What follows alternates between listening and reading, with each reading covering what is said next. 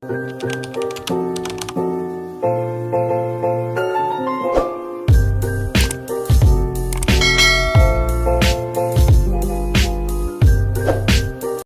pernikahan mereka akan berlangsung lebih kurang setengah jam lagi.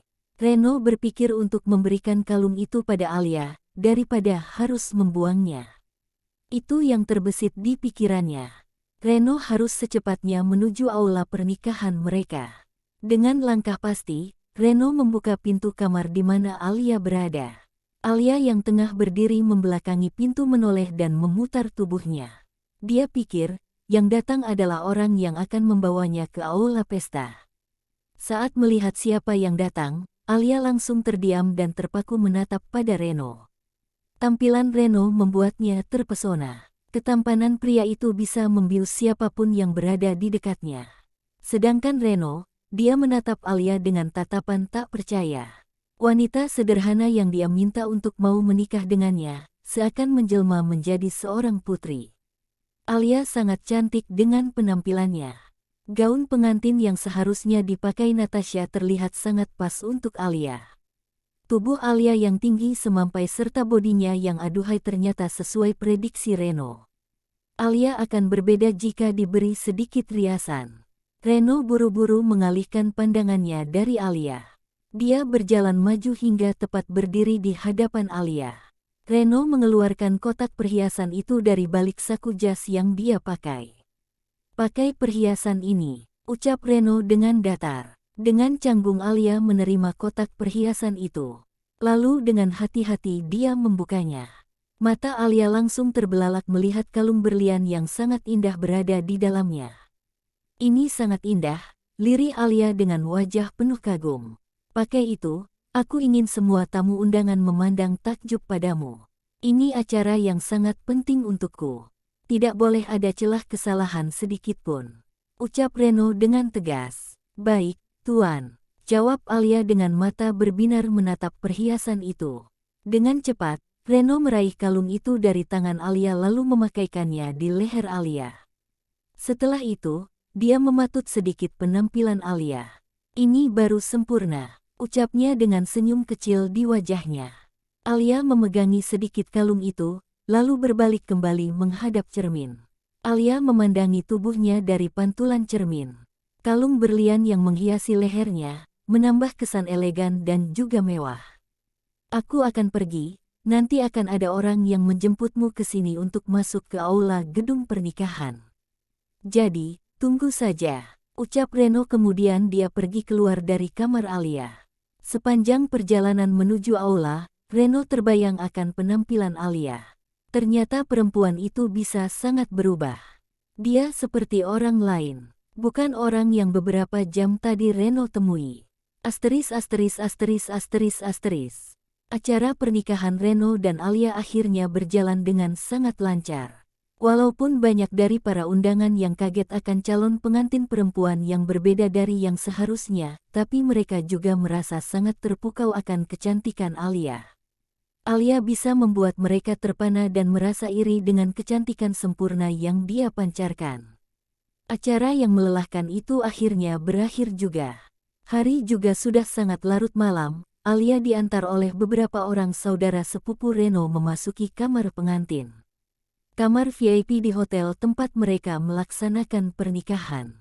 Banyak dari para sepupu Reno yang penasaran kenapa pengantin Reno bisa berbeda. Padahal mereka juga mengenal Natasha dengan baik. Tapi, mereka tak satu pun yang berani bertanya pada Alia ataupun pada Reno langsung.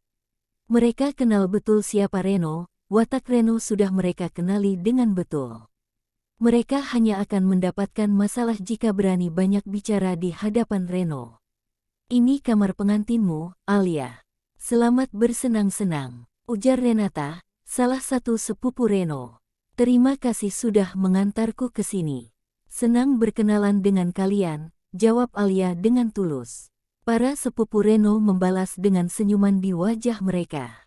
Alia tidak tahu saja, tidak semua sepupu Reno yang tersenyum tulus di hadapan Alia. Mereka hanya bersikap pura-pura di hadapan Alia. Alia memasuki kamar pengantin itu dengan jantung berpacu dengan sangat kencang. Dia takut, Apa yang harus dia lakukan di dalam sana dengan Reno? Saat sampai di kamar pengantin itu, mata Alia terpukau akan keindahan yang ada di dalamnya. Kamar itu bertabur dengan kelopak bunga mawar. Harum semerbak bunga mawar memenuhi rongga hidung Alia. Di atas ranjang kamar itu, tersusun kelopak bunga mawar berbentuk gambar hati. Di atas sebuah meja terhidang makanan yang sudah siap untuk disantap, yang jika kita duduk di kursi yang ada di sebelahnya, pandangan kita bisa langsung tertuju pada gemerlapnya kilauan lampu dari gedung-gedung yang ada di luar sana. Alia berjalan perlahan menuju ranjang. Dia duduk dengan hati-hati di sana. Dia sedikit merasa lega, karena Reno ternyata tidak berada di kamar itu. Padahal Alia melihat dengan jelas tadi, saat Reno duluan keluar dari aula pesta. Alia lalu bangkit dan beranjak ke depan sebuah kaca besar yang ada di kamar itu. Dia ingin berganti pakaian. Seharian memakai gaun pengantin itu membuatnya sedikit merasa kerepotan. Tubuhnya sudah sangat lelah karena terlalu lama berdiri saat acara resepsi tadi. Dia mencari pakaian ganti di dalam lemari yang ada di kamar hotel itu, tapi Alia tak menemukan apapun selain beberapa lingerie yang terlihat sangat seksi. Alia tak berani menggunakan itu. Akhirnya dia hanya pasrah, duduk termenung sambil tetap menggunakan baju pengantin itu. Saat Alia hendak menikmati makanan yang terhidang di atas meja kamar hotel itu, dia dikejutkan dengan seseorang yang masuk ke kamar hotel. Sontak dia berdiri dan melihat siapa yang datang. Dada Alia bergemuruh tak menentu saat melihat siapa yang datang. Reno masuk ke kamar itu dengan tubuh sempoyongan. Bau alkohol langsung bisa tercium oleh Alia. Reno sepertinya mabuk berat. Natasha, apa yang sudah kamu lakukan? Kenapa? Reno meracau tak karuan. Di bibirnya hanya nama Natasha yang keluar. Alia yang menyadari bahwa Reno hampir kehilangan kesadarannya, buru-buru menghampiri Reno lalu menuntunnya ke atas ranjang yang masih dihiasi dengan kelopak mawar. Hei, kamu, kenapa masih memakai gaun pengantin?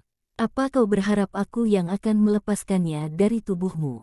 Reno dengan lemah mencoba mengibaskan tangan Alia yang berusaha menolongnya untuk berbaring di ranjang. Maaf, Tuan. Di kamar ini tidak ada baju ganti, jawab Alia.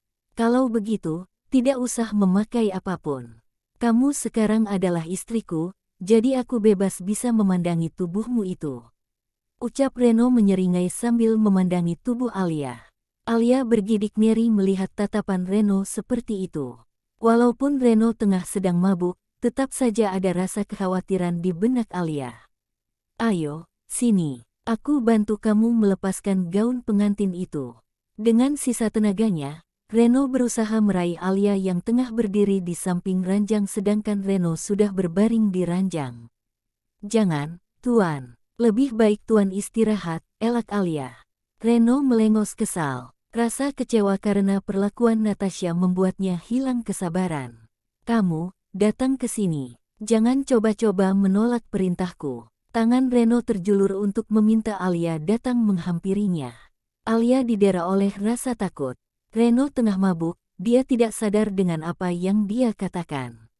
Perlahan, Alia mendekati sisi ranjang.